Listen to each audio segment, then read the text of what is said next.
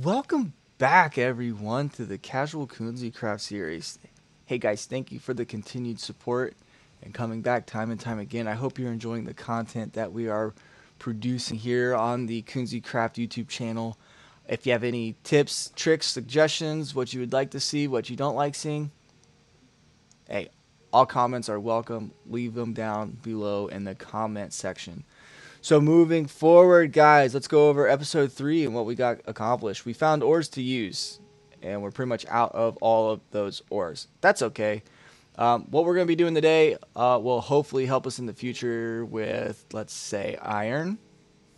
I guess we'll see.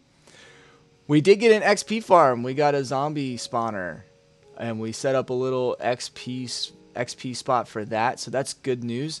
And we also created our own little AFK Fishing Farm. That's not only good for XP, but it's good for enchanted books and just getting food for all the fish that you catch. So yeah, we will be going through how to build this AFK Fish Farm here in a second. But I would like to mention everyone that you do need an auto clicker for this, and a video link to the video of the tutorial will be in the description as well. So what you got, guys, we kind of have a little mess here, but what you need to do is just go ahead and place a double chest, like so, and then have a hopper pointed into the chest. You will then need to take out a block here and leave that as empty and open, and then you need a note block. On top of the note block, you're going to place any block, just a placement block for the time being, and you're going to put your trapdoor at the bottom and make sure that your trapdoor opens like so. Once it does, you can remove that block. So it will still open even without the block there. That's cool. You're then going to crouch and place a fence post right on top of the hopper, just like so. And then you're going to place a pressure plate. I just use wooden pressure plates, and it gets the job done.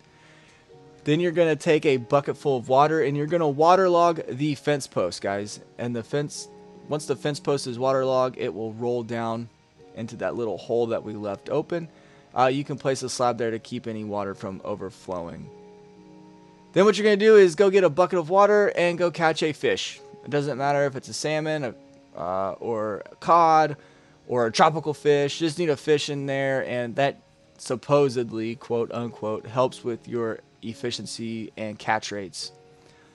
We just have a little bit of storage to unload some stuff, and some smokers to cook the fish, and some anvils here to combine some rods and bows if we need to, and a grindstone to take off enchantments that we don't want or don't need. You can make this as big as you want, extend it as much as you want, but I have some storage down here. As you can see, we got all of our fishing rods that we've caught so far, all the bows that we've caught so far, all the stackables, non-stackables like boots and saddles and salmon and cod, empty, and books, enchanted books. Guys, this is a pretty fun thing to make, and it will help us in the future, I believe, with just getting things that we need. And again, guys, let's start going over what we're going to do today in episode 4. Goal number 1 is we need to trap a second zombie villager. We lost one of the 2 zombie villagers that we had trapped. That's okay. Goal number 2, alright, we need to get into the nether, and even though we don't need nether wart for the specific potion that we need today, we do need blaze rods for the brewing stand. Blaze rods can be turned into blaze powder, and blaze powder is used as the fuel source in a brewing stand to brew your potions. Okay, once we get goal number 2 accomplished, then we can come back and craft our potion and cure our zombie villagers. Goal number 4 will be to set up a little villager breeder. And goal number 5 is to get some librarians, and we'll go through all of that process. But here, as you can see, we really struggled with getting this zombie villager moved. It was quite the process. I'm not gonna lie to you, but it was pretty fun, guys. And just to move this episode forward and along, I spent probably 6 hours. Yeah, it was over 6 hours, but probably closer to 8 on Sunday.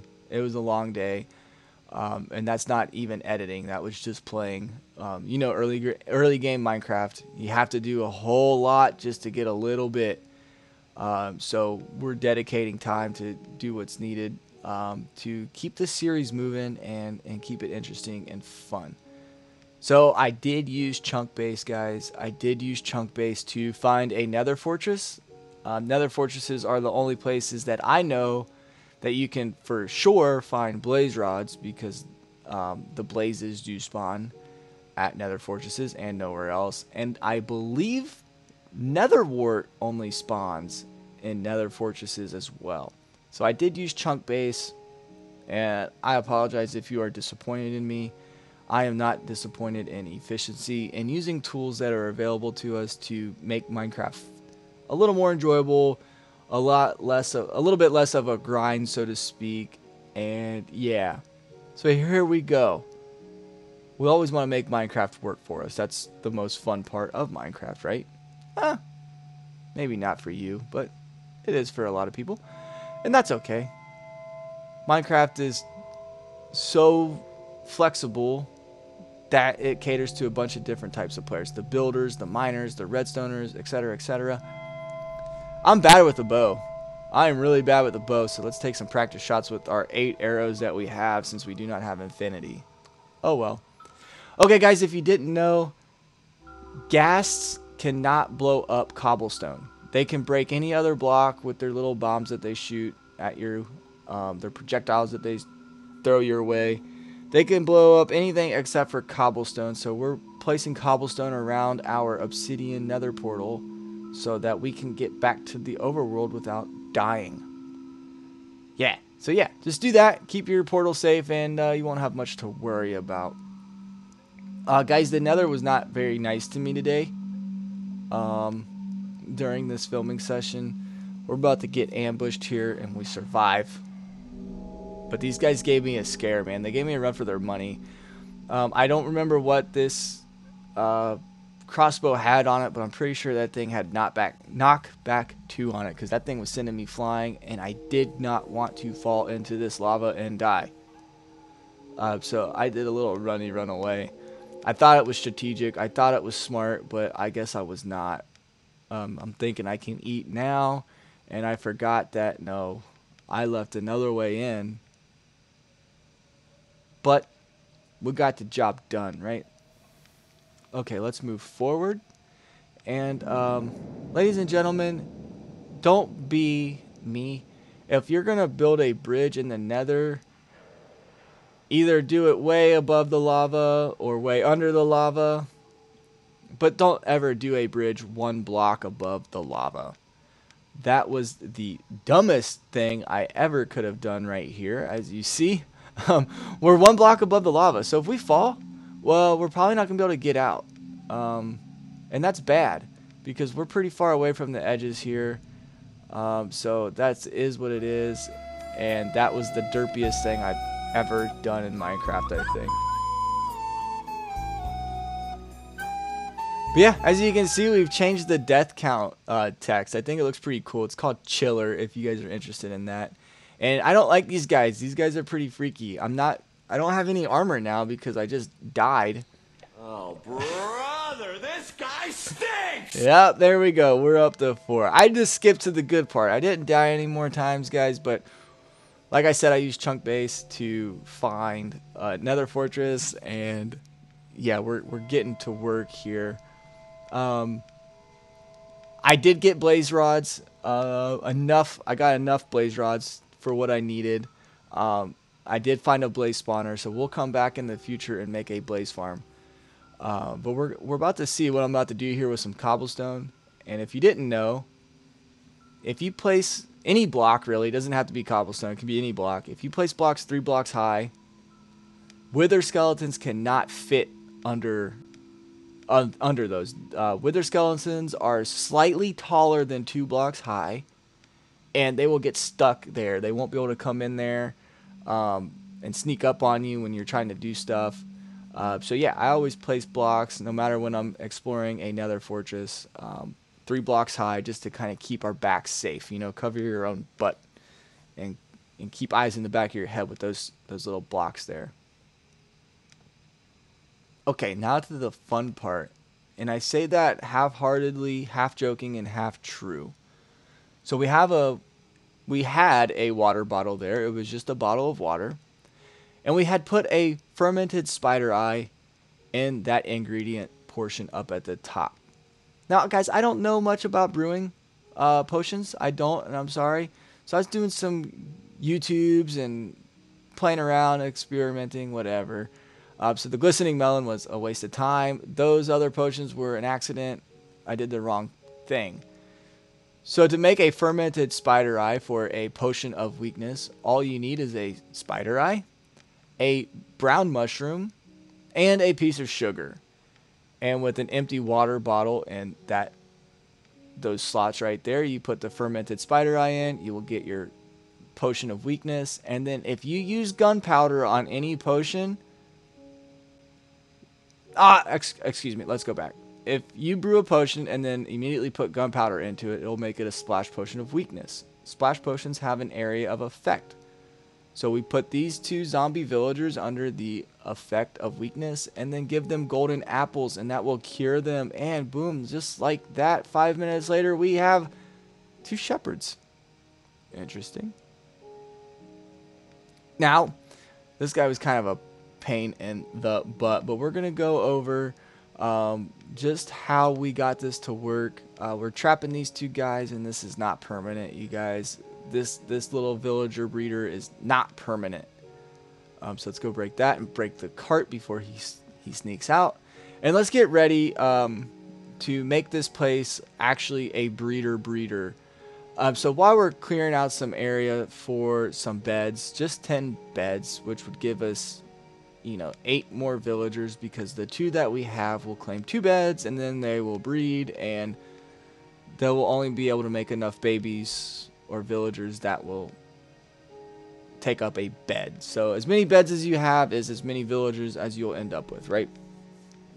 I do not know if there's a cap on that. I don't know. I would have to research that, and I'll find that answer in the future. So again, guys, we did not need any nether wart for the splash potion of weakness, but we will later.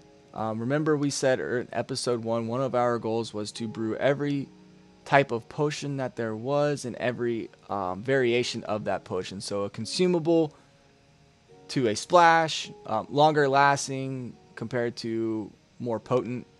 So just think, so you would have the regulars of the consumable and the splash, and then you would have the splashes as longer lasting and more potent, and then you'd have the consumables as longer lasting and more potent. That's 6 potions per, if they are even possible to do it that way. So anyway, moving forward, guys, with this breeder, I kind of went a little overboard for something that's very temporary. But let's get back to zombie villagers and bedrock edition. Zombie spawners, zombie villagers, all the same really if you think about it.